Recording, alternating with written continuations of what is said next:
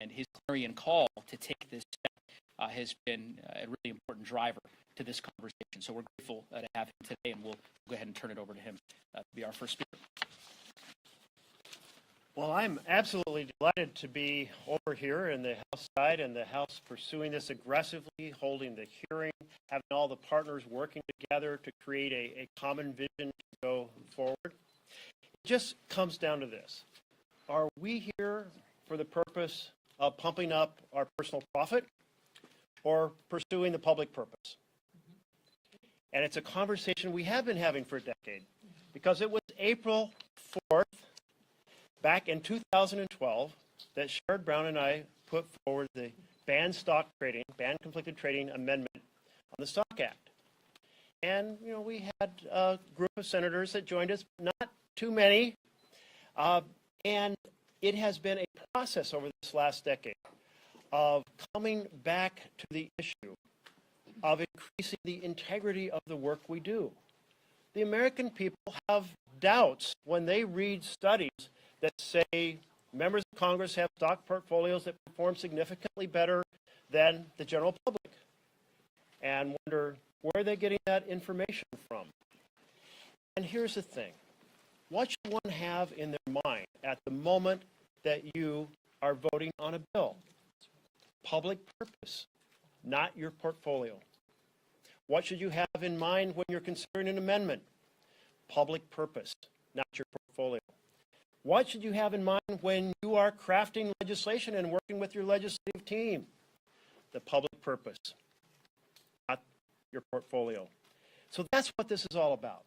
And there's lots of complexities we all discover in working on this. We learn a lot about family trust and estate planning. We learn about relationships with spouses and dependents.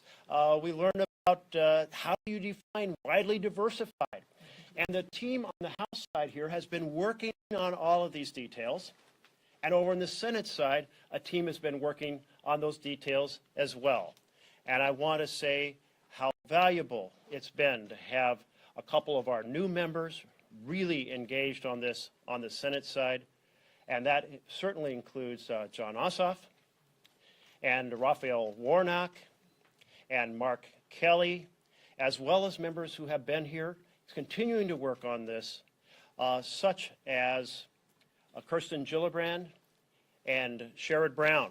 And I know I'm missing others, and I should have written them all down. But the point is, many bills have now been introduced. It's no longer just the one bill, ban conflicted trading. We have about 5 bills, including a couple bills on the Republican side. We're trying to bring all those folks together to common vision, and that's what's happening on the House side. Let's not lose this opportunity. Time is running out. Campaign season is upon us. Many bills are being lined up for the majority leader in the Senate to say, get this bill on the floor. We have to compete with that. And to compete with that, we have to consolidate the different ideas we have about this bill and then coordinate it with the House and Senate. So I'm just really, really excited and pleased about this important work the House is doing. I'm excited about the work the Senate is doing. And we must get this done. This is the year to make it happen. The 10-year anniversary of the initiation. Let's not wait another second. Thank you. Thank you, Senator. One of the reasons why that team is so large is because of a great colleague of mine from the state of Virginia who has worked really hard to broaden the coalition in support of this important issue, and that's Representative Abigail Spanberger.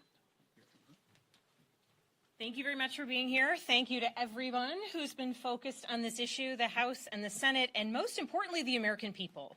I think you all are here today because the American people are interested in what it is that we are doing, the decisions that we're making, and how it is that we are ensuring that when we are making decisions, and I wanted to do a call and response with you, Senator, it is for the public trust and not our portfolio. And the bill that I introduced, bipartisan bill, which gets at this, came about in 2020 when I was talking with a Republican counterpart, Chip Roy from Texas, when all those early reports were coming out, right? It's the early days of COVID, and there were press reports that so-and-so was buying this stock or selling this stock. And we were getting feedback from constituents, and frankly, you know, looking at the circumstances saying, holy smokes, we have this impending sense of worry about what might be befalling our country.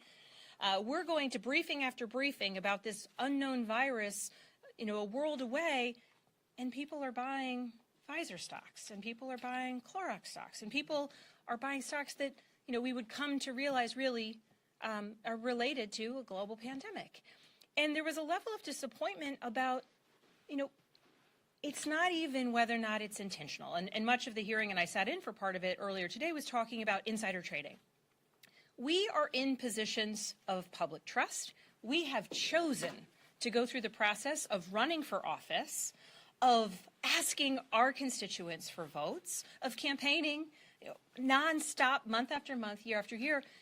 So I do not think it is too much to ask for us to say, if we want you to put us in this position of public trust, we need to take proactive steps so that no one has even an inkling of doubt in their mind that we are not every day making a decision in the interest of that public trust that we have been granted by our constituents and not focused on our portfolios. And as long as there continues to be this perception that Congress is putting ourselves first, putting our portfolios first, then there is something we should do affirmatively, and this is it, right? Banning members of Congress from buying and trading stocks. And there's a variety of different proposals, and they spoke about that, the witnesses at the hearing. But the principle that we are here united to advocate for is banning members of Congress from being able to buy or trade stocks because it matters to people. And that, I think, at a time when Congress continues to have pretty low approval ratings, for us to be able to say it is not just impropriety that we are avoiding, it is also the perception of impropriety. And that is a standard that all of us, when we make the choice to run for office, should be willing to meet. That perception is important because the perception is what engages our constituents in our democracy or makes them say, I want no part of that politics.